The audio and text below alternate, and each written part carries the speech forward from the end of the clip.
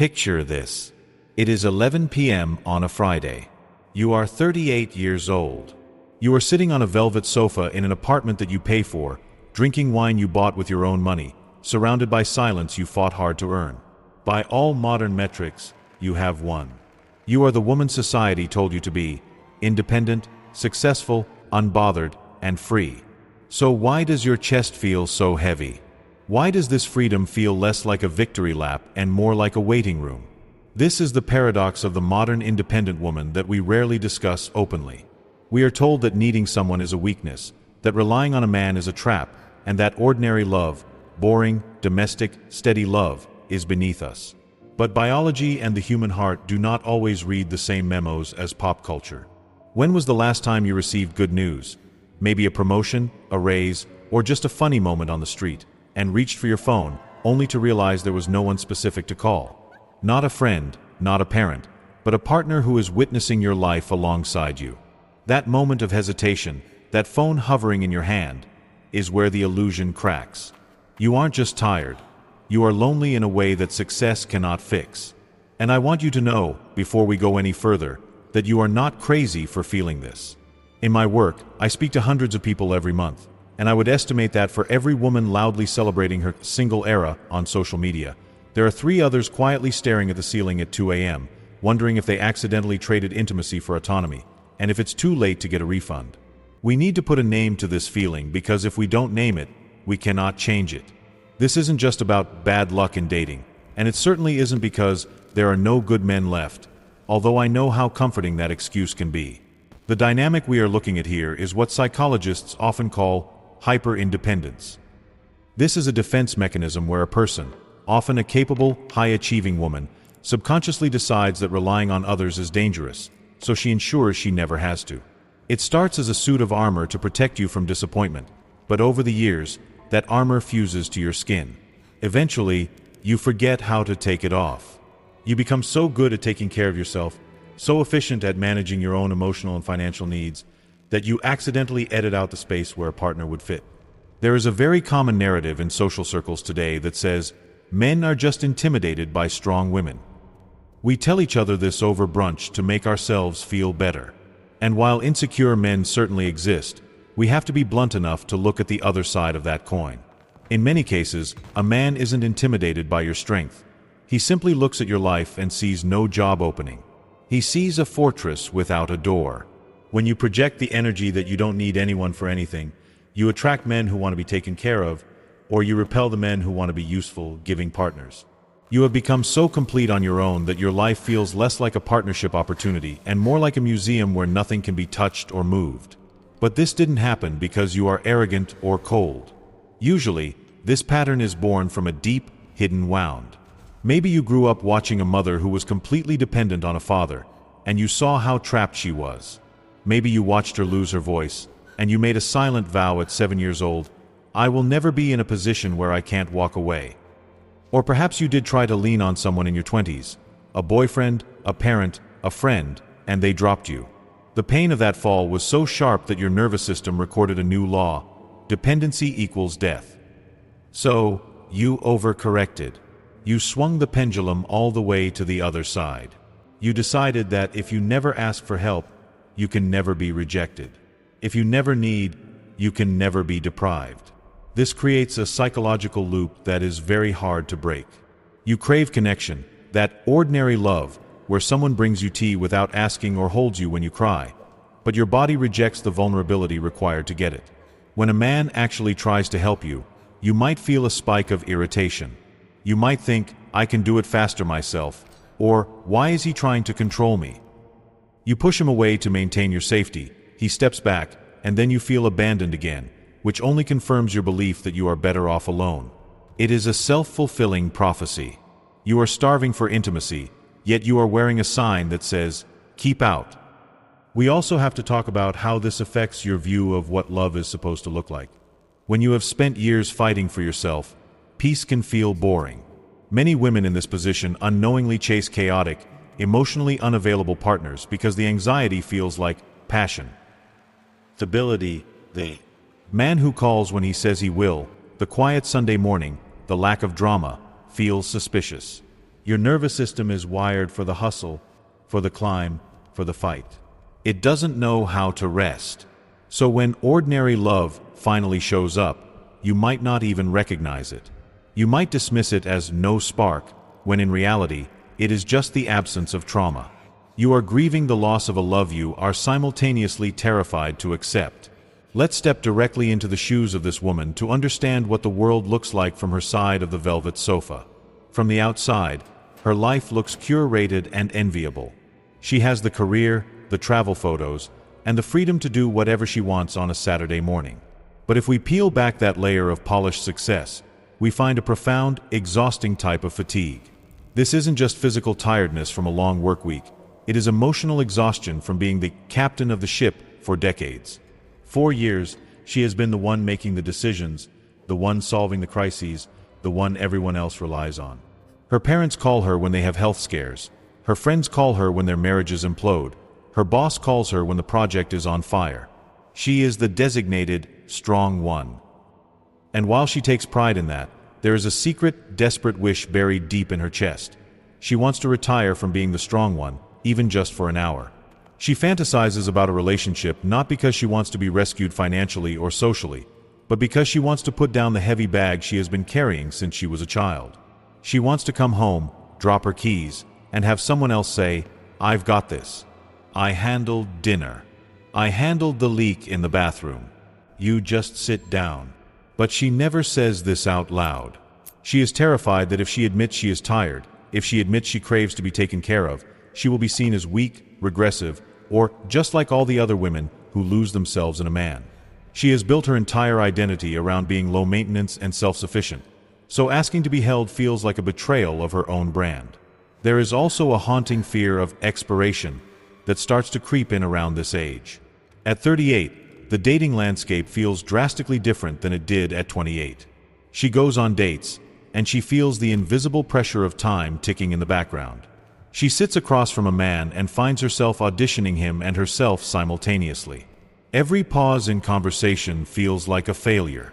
Every joke that doesn't land feels like a sign of incompatibility. She doesn't have the luxury of just seeing where it goes anymore. Or at least, that is what her anxiety tells her. She feels she has to be perfect, perfectly attractive, perfectly interesting, perfectly chill. She dares not show her crazy, her insecurities, her needs, her fears, because she believes the margin for error has vanished. She thinks, if I show him I'm needy, he'll leave, and I'll have to start all over again, and I don't have the energy to start over again. And then there are the quiet regrets, the ones that truly hurt because they are so small. She finds herself mourning the ordinary love she used to roll her eyes at. Years ago, she might have judged her married friends who spent their weekends at IKEA or arguing about whose turn it is to walk the dog. She thought that looked like a trap. But now, in the silence of her apartment, she realizes that those mundane moments are actually evidence of deep intimacy. She misses the things she never even had, the sound of someone else breathing in the room while she reads, the familiarity of a partner who knows how she takes her coffee without asking, the safety of having a witness to her life. This is the hardest part to admit. She feels invisible. When you are single for a long time, you stop being seen in the way a partner sees you. Your colleagues see your output, your friends see your social persona, your family sees their daughter. But no one sees the texture of your daily existence. No one notices that you bought a new dress, or that you've been sad for 3 days, or that you have a new scar on your knee. That lack of witnessing creates a specific kind of hollowness. She walks around feeling like a ghost in her own life, vibrant and solid to the public, but fading away in the private sphere. This fear often manifests in contradictory behavior. When she finally meets a decent man, she might sabotage it. Why? Because the intimacy is terrifying. If he gets close, he might see that she isn't the invincible superwoman she pretends to be. He might see the lonely little girl inside who is desperate for approval. And the shame of that exposure is so high that she would rather push him away and stay lonely than risk being seen and rejected. She tests him. She withdraws. She waits for him to mess up so she can say, "See? I knew I was better off alone." She protects her heart so fiercely that she ends up suffocating it. She is locked in a prison of her own making, holding the key, but too afraid to turn it because she doesn't know who she is without the walls. Now, if you are a man listening to this, especially if you are dating or married to a woman who embodies this level of independence, your head might be spinning. You might be thinking, this is impossible. If she wants a partner, why does she actively push me away every time I try to step in? Why does she ask for space and then complain she feels alone? What am I supposed to do? This is the moment where we stop blaming and start translating. Men and women often speak two different emotional languages, and when we are hurt or scared, we revert to our native dialect, which usually sounds like nonsense to the other person. When this hyper-independent woman says, "I can handle it myself," she may think she is communicating strength. But what the man hears is a quiet but devastating message. You are redundant. Your help is not needed, and frankly, I don't trust you to do it right. We need to understand that in the language of many men, feeling competent and useful is the emotional currency of the relationship. When you reject his help, you don't just solve a problem quicker. You accidentally chip away at his sense of purpose. He feels useless, he feels like a placeholder, and his defense mechanism kicks in, which is often withdrawal. He stops offering help, not because he doesn't care, but because he has learned that attempting to connect through action only leads to rejection and feeling incompetent. But here is the translation for him. When she is hyper-independent, she is actually testing you, not maliciously, but instinctively. She is asking, do you love me enough to persist? Can you see the vulnerability I am hiding behind this armor? When she swats away your offer, what she often needs is for you to step forward gently and say, I know you can do it, but I want to do it with you. I want to share the weight. She needs a partner who is secure enough to allow her to keep her strength, but also loving enough to remind her that she doesn't have to use it all the time. She needs an invitation to put the armor down, not a command. Let's also translate the craving for ordinary love. For many men, the instinct when a partner is sad is to perform. If she is lonely, he thinks he needs to whisk her away on an exciting trip or buy a grand gift. But the woman trapped by hyper-independence doesn't need performance. She needs presence. When she misses ordinary love, it means she misses the reliability of a witness. She is longing for the simple, unsexy proof that you are staying. She doesn't want you to fix her feelings. She wants you to sit on the emotional couch with her.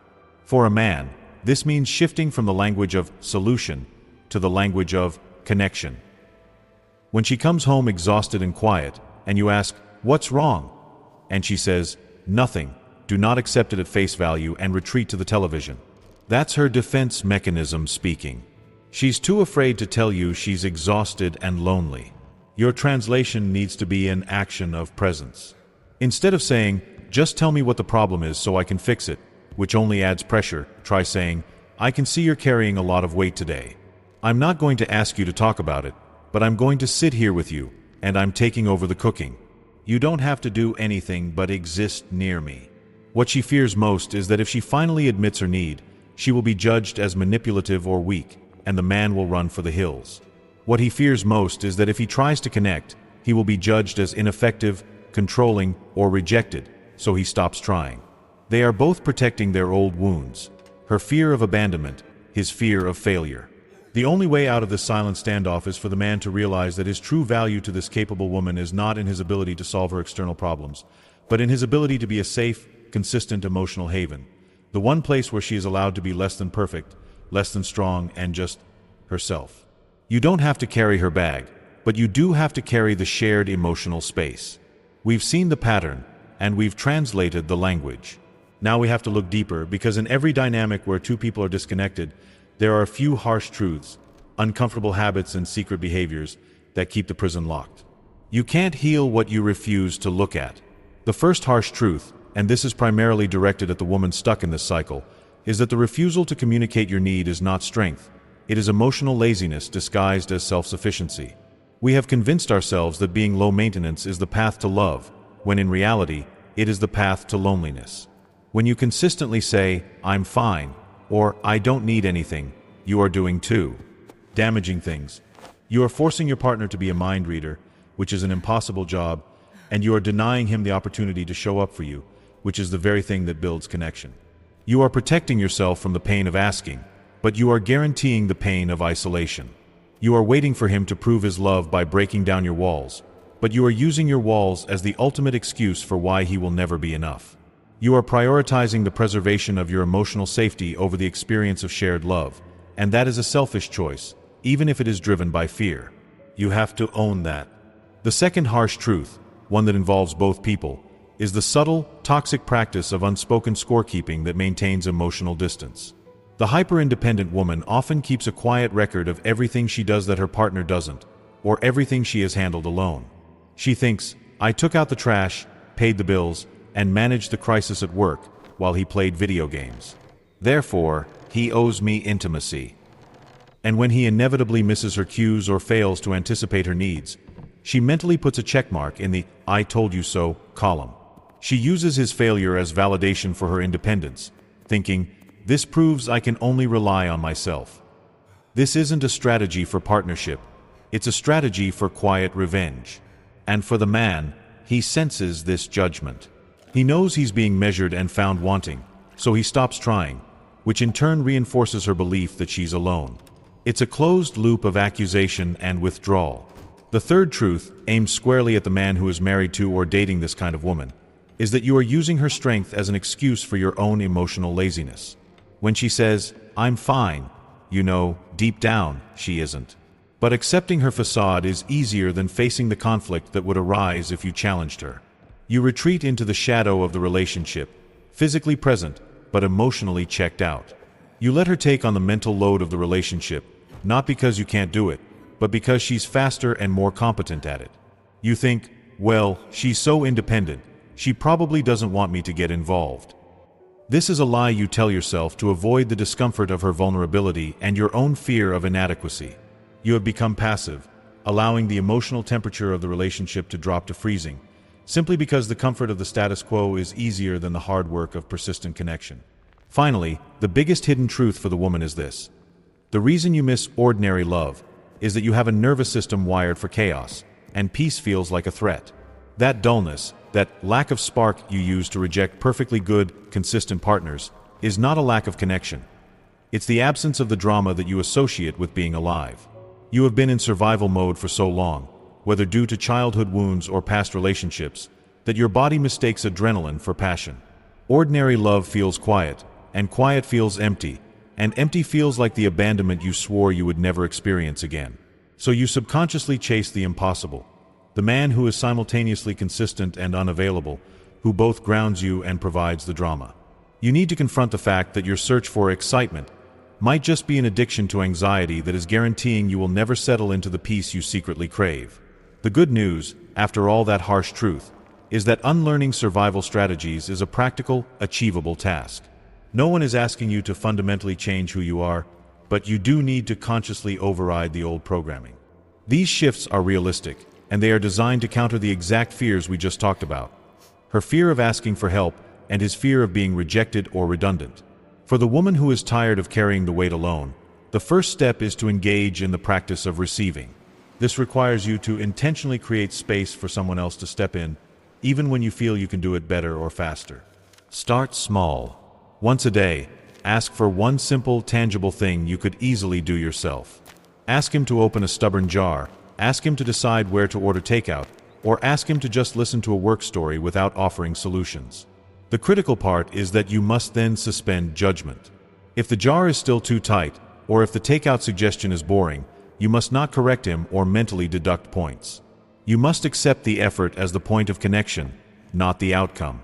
You are retraining your system to understand that asking for help leads to connection, not collapse. For the man who is tired of being shut out and feeling useless, you need to practice the persistent, warm invitation. You have to stop accepting her "I'm fine" immediately and retreating to your comfort zone.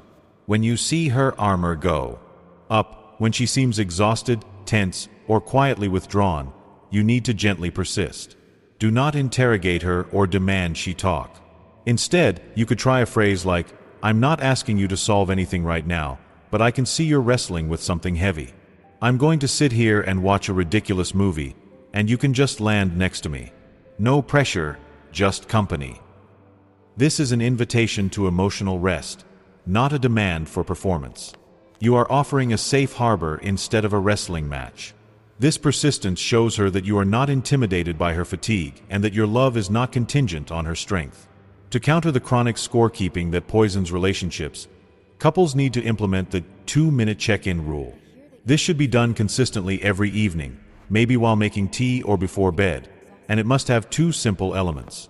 First, each person shares one moment of their day where they felt appreciated or successful. Second, each person asks one question about the other person's upcoming day. This isn't for discussing bills or logistics. It's a dedicated space to witness each other's inner lives.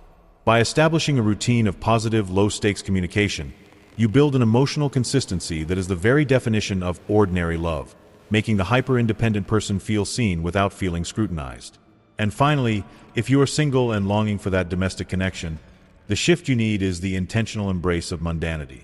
You have to stop treating no drama as a red flag. Actively seek out partners who embody stability and consistency, and when you feel that familiar urge to declare, "There's no spark," challenge yourself. Ask, is the spark missing, or is the trauma missing? Force yourself to enjoy the quiet, predictable activities with them. Instead of focusing on the excitement they don't provide, focus on the safety and reliability they do provide. You have to train your nervous system to prefer the gentle hum of peace over the siren call of chaos, because that choice is the true prerequisite for finding the ordinary, enduring love that lasts. If you have recognized yourself in this story, whether you are the woman wearing the heavy armor of independence or the man retreating because he feels useless, I want you to take a deep breath. This pattern, this deep ache of loneliness, is not a failure of character. It is a failure of communication. We were all handed a survival kit in childhood, not a manual for adult love. Many of us are still operating with the fear-based tools we picked up when we were 6 or 16, and those tools, which once kept us safe, are now keeping us disconnected. It is okay that you are tired of the hustle, and it is okay that you are confused by the mixed signals. The greatest misconception about deep connection is that it is a spontaneous event. True, lasting intimacy, the kind that produces that beautiful, reliable, ordinary love, is not magic, it is maintenance. It is the conscious, daily choice to put down the armor, even when your entire history screams at you to keep it strapped on. It is the man choosing to persist with a gentle question when his partner withdraws, and it is the woman choosing to accept imperfect help rather than perfect isolation. This process will feel awkward and uncomfortable because growth always feels like loss at first, the loss of your old, familiar protection. You are not searching for a partner to complete you or to fix the wounds of your past. You are searching for a witness who is willing to stand beside you while you heal yourself, and you are longing for a life that is defined by steady, shared safety rather than bursts of temporary excitement. That simple, ordinary love is the most extraordinary thing in the world, because it is the proof that someone has learned your hidden language, and they are choosing to stay. The greatest strength is not being able to do it all alone. The greatest strength is daring to admit you don't have to. If you heard yourself in this story, maybe this is your invitation to stop fighting alone and start speaking honestly, even if your voice shakes. If this video helped you understand the space between men and women a little better, please take a moment to hit the like button. Share this with someone who needs to hear that they are not alone in their loneliness. And subscribe to the channel for more blunt but warm conversations that help both men and women understand each other better.